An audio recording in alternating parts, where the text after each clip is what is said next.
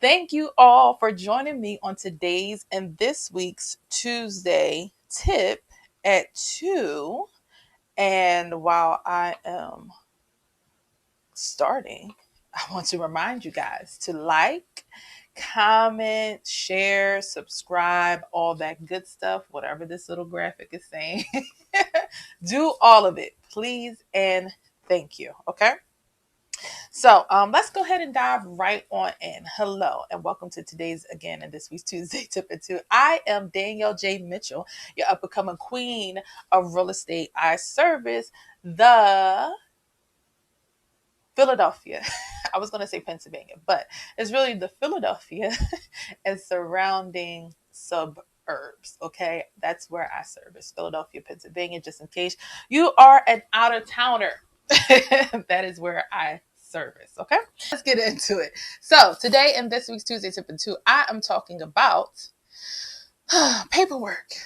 Okay, paperwork, the onboarding paperwork when you want to list with a realtor, of course, specifically with me. But these are papers that are going to look very familiar no matter who you list your home with. Okay, so it will still help you, even if it's not me, which is still makes me sad. But at least you know what to do. Okay, so let's dive right on into it. Last week we talked about consumer notice. I'm not really going to go into it that much because you need to check out the last episode 154 to know more details. Essentially, consumer notice is something that's letting you know that I am a licensed professional.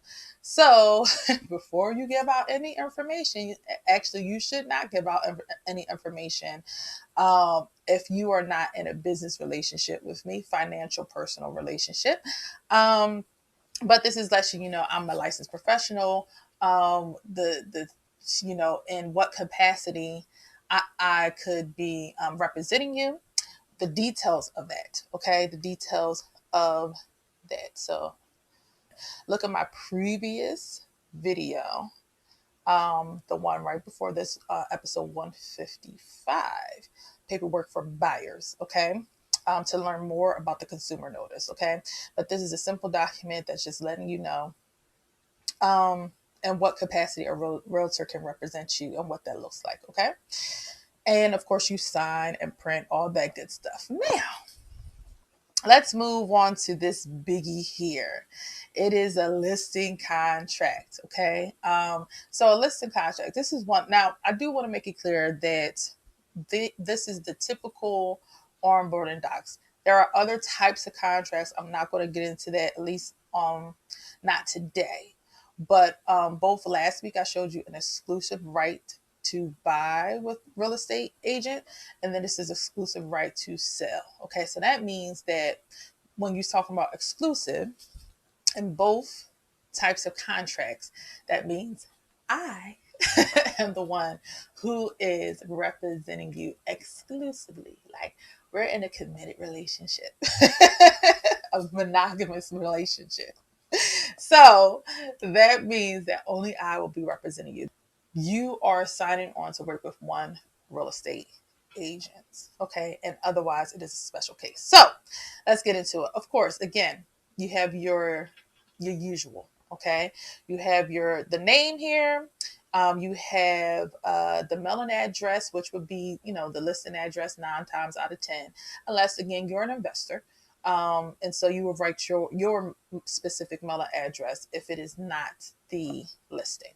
Okay, the listing address, phone number, email, all that good stuff. And then now we get into the fun stuff, which, okay, so you see here it says that the seller does not have a listing contract for this property with another broker.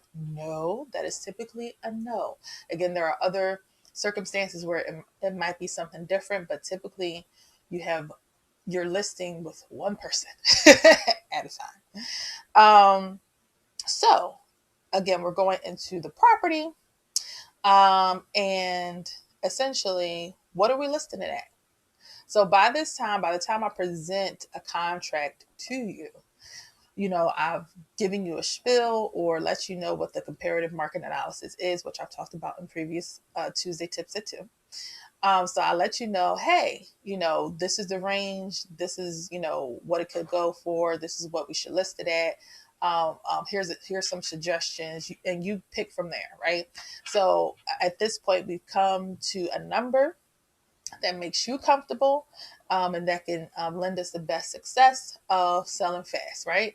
So we will put that price there that is in the contract because that's something we agreed upon, right? We put the property information here. And usually this stuff is auto populated, and I usually try to send it to my sellers with this information already in here. So you wouldn't necessarily have to put that in. The tax ID are also provided as well. Of course, similar to the buyer agency contract, you have the start and end date. Again, I like to do my contracts 1 year from signing, but a typical is 6 months or 3 months. Typically, if you're listing a home, it's 6 months. So it just depends. Whatever you agree upon with your realtor. Again, we're talking about this dual agency. Again, if say a buyer came and loved the property, they were not represented by a real estate agent, and it's like, hey, I'm gonna ask you, my client, the one who I'm under contract with, is it okay that I represent the buyer as well as you for this transaction, right? In that case, I will be a dual agent. Designated agency, meaning that anyone from my brokers could possibly sell the home, right? That is not the case. You're in under contract with me. So just me. Now, broker's fee. This is the biggie. This is the biggie here. Knowing the compensation, right? So typically to list your home, the rate for a realtor is 6% of the sale price, right? So whatever the home goes for the sale price, not the list price, because that could change. It could be more, it could be less. Okay, so whatever the official sale price is, it is 6% of that. Now it can be negotiated, but 6% is standard. Okay, typically it is split by a buyer's agent, whoever comes and brings a buyer, and also with myself. Okay. Um, so it will be 6% less of whatever you would recruit from the transaction. Okay. So typically, and we'll go over this in the coming line items.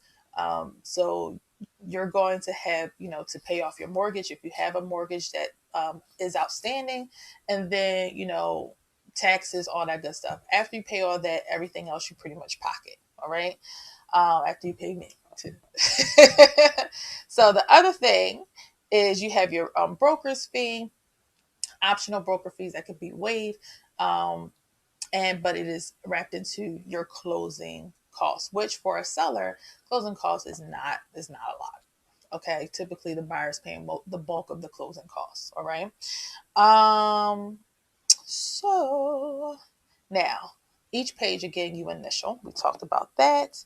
This option here says if an agreement of sale is signed and settlement does not occur, the deposit money are released to seller. Seller will pay broker 100% of the deposit monies. Okay, so pretty much say something falls through.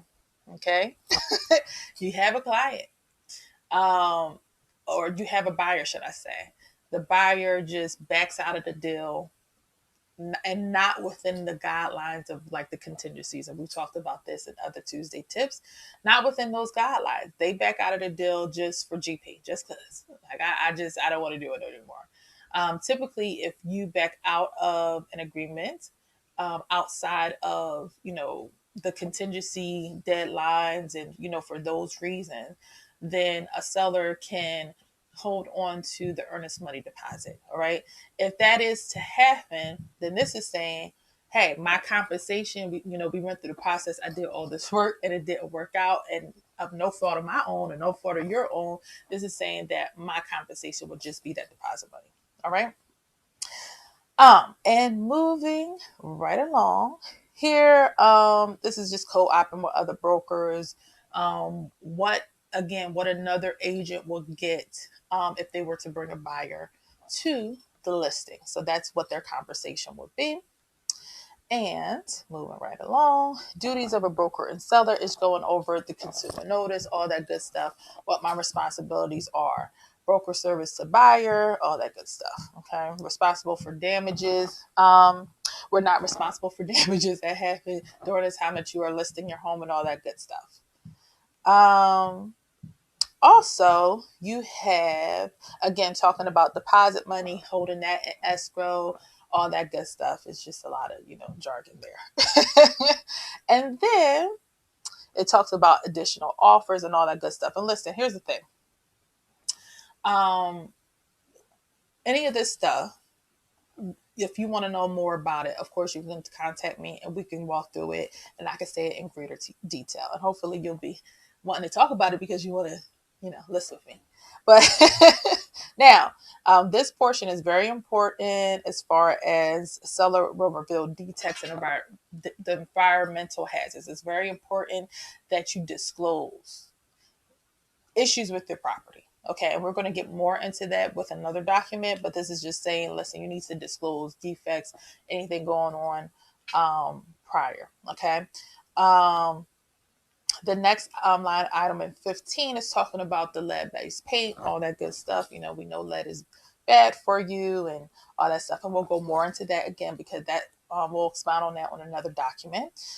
Home warranties. A lot of times, you may have a home warranty on your property. It might be forwarded to the buyer and all that other stuff. So that's great. This talks about recording on properties. You can't, people just can't record conversations. I think it's illegal in PA. I think that was talked about in the buyer agency contract. Yes. So any changes to the contract, of course, with any contract, both parties have to initial and date. All right. Now, here we're talking about marketing other properties. So here are your options. Now, typically, again, you're doing Bright MLS. Okay, so you're doing your Bright multiple listing services. And we're, again, is the database for homes where, most realtors are putting the properties, right? So this is giving you the options of how you want things listed, what you want that, to look like. If, say, you don't want it on the MLS, this is letting that be known, right? This is just giving you, again, all those options of how you want your property to be marketed. Maybe you want it to be marketed, but without an address. Well, in MLS, that's not quite possible. But say on Facebook, you're like, I'm okay with it being on Facebook, but I just don't want the number address on there or something. You can have, you can put that in the terms of the contract. And fixtures. Okay, of course, here fixtures. This is an important part. What are you keeping? what are you leaving? What's staying? What's going? This is the area where you put that. What's included and what is excluded. Okay. Now here you have your tax and special assessments. I typically fill this in as pre-filled because I'm able to pull public records and write all that stuff down. So that'll typically be pre-filled in. This part is important, C, because you have to write down what you're paying off, okay? What you're paying off. So if you have a mortgage on the property, you have a second mortgage on the property, you have a home equity line of credit, all that good stuff. These are things that have to be paid at settlement, all right, at settlement. So we know what's going on at the time of close and what's going to be paid out. Now, the title company will pull all this stuff as well, too. But it's important for you to know it and for you to put that in the listing contract so we're all on the same page. Any judgment, property taxes, liens, all that good stuff should be put into the listing contract. If maybe you didn't know about this and this comes up during a title search or something like that, then we'll revisit this and maybe update the contract so you're very, very clear that this is going to be coming out at settlement, right? To pay that off. Because it has to get paid. You can't play with this stuff. Buyer financing. What kind of financing are you willing to accept? Is this part cash? Of course, I'm sure most are willing to accept cash, but conventional mortgage, FHA, VA mortgage, seller's assist. Seller's assist means, are you willing to lend a credit to a buyer? If you are, up to how much? Okay, up to how much? So you could say, hey, my max is that I'm willing to do is 10,000. So if they come in with the seller's assist needing $10,000 or less, it's fine. You know, if they come in needing 5% or less, it's fine. Or it could be, no, I'm not giving no credit. I'm not giving no to seller's assist, and that's your prerogative. All right. These are other special clauses if they were needed for some reason. And then, of course, you initial everything and you sign and date. All right. So that was a biggie. These others will kind of go a bit faster. Seller's property disclosure. It is important for you to disclose so that you are not liable what you know about the property. Anything that comes up that you don't know, hey, you can't control that. But it's important to disclose what you do know regarding the property. If you know that the sink leaked every once in a while, then you disclose that. if you got a new roof, right? 2 years ago. Disclose that, right? So and which works for your favor because that's a good thing. People want to know stuff like that. You got a new heating system, you know. You had the heating system for 25 years. Then they know that at some point that thing is gonna go out and they're gonna need to get a new one, right? So here each page you initial and date, and then you would sign at the bottom. So it's going to ask a series of questions. So you put here yes, no, unknown, not applicable. You're going to have usually I send this via DocuSign, or I may have you sign it in person, and you'll check whichever one applies, and you move on from there. This document is 10 pages. Okay, 10 pages. So you got to go through, read this again, write what you know, and if you don't know, put the unknown, or if it just not doesn't apply to the property, you put not NA or not applicable. All right. So I hope that should be simple enough, right? So, and it's asking everything about the property from the rooter to the tutor. Okay. This particular portion here is asking about appliances, right? I think it also asks what, yeah. So, and it's also asking what is coming with the property. So, you could put that here.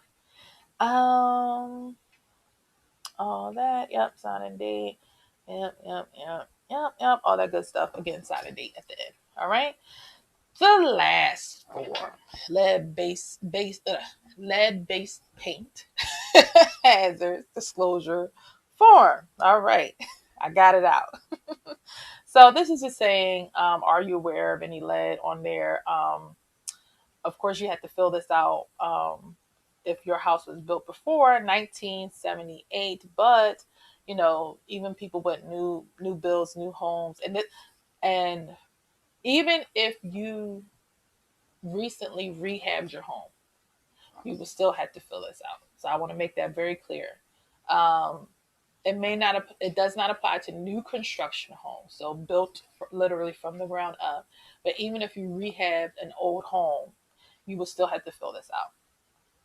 And you simply, do you have any knowledge of lead? No. You just say no because likely, after so many years of being in the home, you repainted, you did all those different things. But the point of this is to let people know that there is possibly, right? There could be, and letting people know that lead is no bueno. It's not a good thing, right? And you want people to be safe, especially those who have children. Okay. All right. I think I made it through it. Okay. You initial. I lost something. There we go. You initial and you sign. All right. That is all for this week's and today's Tuesday Tip or Two. I hope that was helpful. I hope that helped you to understand the documents. Of course, if you want to know more about these documents, please let's talk about it. Book a consultation. Okay. You can go to book.djmrealtyco.com to schedule a time to talk about it. If you're ready to list your home, if you're ready to talk about maybe the idea, maybe you're not doing it right away, but maybe in 6 months you want to do it, in 3 months, by the summer, whenever, let's have the conversation. I always tell people it's good to be informed. So a lot of times people will be like, I'm thinking about buying or I'm thinking about selling, but they won't pull the trigger to have the conversation with me because they're like, well, I'm not ready yet. Well, or I haven't decided yet. Well, sometimes having the consultation will help you make an informed decision. You know the things that you need to know, heard the things that you needed to hear for your particular situation, right?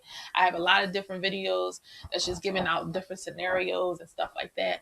But if we have a one-on-one consultation, I can let you know, hey, here's some ideas specific to your situations that you may want to consider that will help you in navigating whatever you decide to do. All right. I hope that helps again. Thank you all for joining me. Sorry I was tardy for the party.